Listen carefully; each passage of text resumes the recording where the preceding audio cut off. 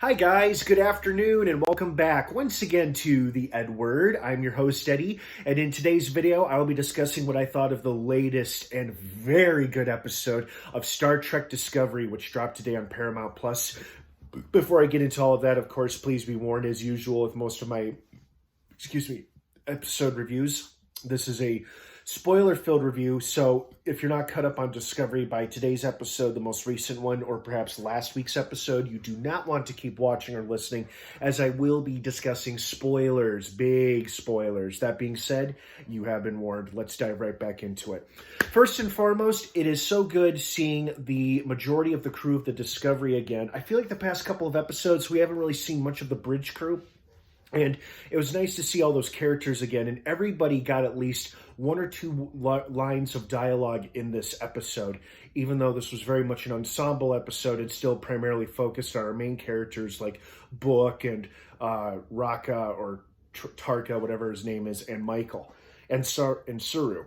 But I still really enjoyed it. I love seeing the crew of the Discovery again. And when the Admiral earlier was telling Michael about the officer that he was assigning her to keep her objective during this mission, I'm like, who could he be referring to? And I was like, oh, that lady, right. Couldn't remember her name at first, but then I was like, Nan, or Commander Nan. You know, at first I thought she was an incredibly attractive Tellarite, but he kept calling her a Garzon or a Gazon or something like that, like a Fazon or a Garzon. Whatever her species, it required the breathing apparatus, which she has, since we last saw her back in season 3, she has now modified to 2 little like dots on her cheeks or something. Because last season, before she had her character exit episode, she had full-blown like tubes and breathing apparatuses. And I thought at first perhaps she was a Tellarite, but then I was confusing the Tellarite's tusks with the breathing apparatus that her species uses. Either way, don't really care what her species is, but she's an incredibly attractive woman and great actress too. And I was so happy to see that character make a return. So I was like, oh good, she's back. And then she can catch up with the crew as well. That's awesome. I do love how she remained one of the more logical or objective ones as the episode and story went along and the stakes got higher and higher, but she wasn't totally uncompromising either. So that was pretty nice as well. And then towards the end of this episode, when Saru went to Hugh, the doctor, about his growing infatuation with the leader of the Vulcans, I thought to myself, so they're confirming what I was suspicious of earlier in this episode when we saw him having a holographic conversation with her about how to deal with his fellow Kelpian friend, the guy who started the burn last season, and about how he's trying to deal with him in terms of dealing with his own stress. And I thought I translated that scene as just 2 respected colleagues having a friendly conversation about self-care and whatnot, and her giving him advice on how to take care of himself. I didn't hear her express a dinner invitation. I heard her say we should take a walk together sometime, as in the next time they were physically with one another. But maybe they had a conversation off screen where she invited him to dinner, and that's why he went to Dr. Culber or Hugh about it, I guess. I don't know, but I'm happy for Saru. I love that.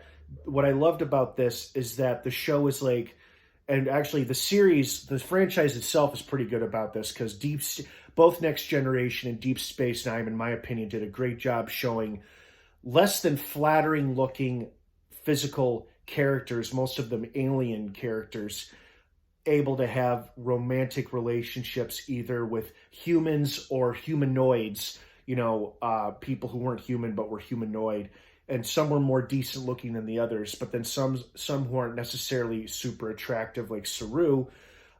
It's nice to know that the people in the future are more enlightened, and perhaps it's not just about physical attraction, but like emotional attraction, as really it should be too. It should go both ways. But I like how this show reminds us that even the aliens on this show can have love interests. It doesn't have to be all on the human characters and the human Starfleet officers. Even the alien officers can have love interests and storylines. So it'll be interesting to see where that goes from here. I liked Michael's plan about finding out how long it would take this machine to mine for the shit that it's originally mining for. But unfortunately, that didn't stop that wild card doctor from launching their weapon, even though Book had agreed to stand down. And the ending was a bit confusing because it's like, okay, they've destroyed the anomaly, so now they got to deal with the fallout from that. But it seems like the anomaly has either made a return or the species 10C sent another one in its place or something, and that was the first contact Michael was referring to. It was a bit confusing, but the point is they're not out of the woods yet. And I honestly don't know how many more episodes we've got left because Star Trek Picard Season 2 is going to be premiering real soon in about 2 or 3 weeks, which means we only got 2 or 3 episodes of this show left, and I don't even know how many episodes we have left officially to look forward to. But I feel like we are getting close to the end here. But overall, good episode. It was great to see the bridge crew once again. I loved all the little scenes where the characters, like the crew officers, were arguing arguing, not yelling, but arguing with one another, disagreeing about, like who's in the right, who's in the wrong when it comes to Book and the scientist and the Federation about how they should be handling or dealing with species 10C and this anomaly.